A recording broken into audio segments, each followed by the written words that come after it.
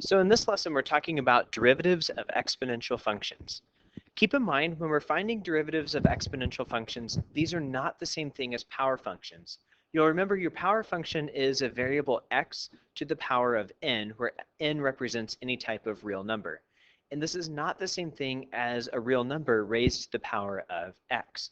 So this is a power function, this is an exponential function. So to illustrate the derivative of an exponential function, let's take f of x equals e to the power of u, where u could represent any array of functions. So it could be x, it could be x squared, it could be the square root of x, sine x. It doesn't matter as long as you know that e to the power of u has some sort of function in its exponent. So the derivative here, f prime of x, is going to be u prime times e to the u. In other words, what I do is I take the derivative of what's in the exponent, and then I multiply it by what I started with. So u prime is the derivative of u, and then I just repeat my function e to the u. To illustrate this with a few examples, let's take y equals e to the x. You'll notice that our variable is just the function x. So if I take the derivative of x, I have y prime equals the derivative of x, which is 1, and then I repeat exactly what I started with. So this is y prime equals 1 times e to the x. In other words, y prime is e to the x.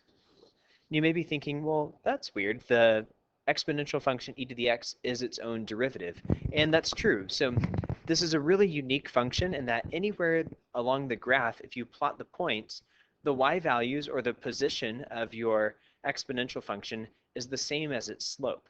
So e to the x is really cool and it's really unique, and we're going to be exploring this function quite a bit as the course goes on.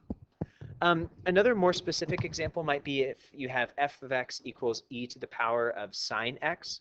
So remember, exponential rule is going to say, take the derivative of what's up top. So the derivative of sine x is cosine x.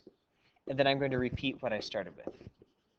So the derivative of e to the power of sine x is cosine x times e to the sine x. If I have g of x equals 2 times e to the x squared minus 1, finding the derivative here, I have a constant multiple, so it's just going to stay. I take the derivative of x squared minus 1, which is 2x, and then I repeat my e to the power of x squared minus 1. So simplifying g prime of x, I get 2 times 2, which is 4. So this is 4x e to the x squared minus 1. This is exponential rule. It's very straightforward. You just take the derivative of what's in the exponent, repeat exactly what you started with.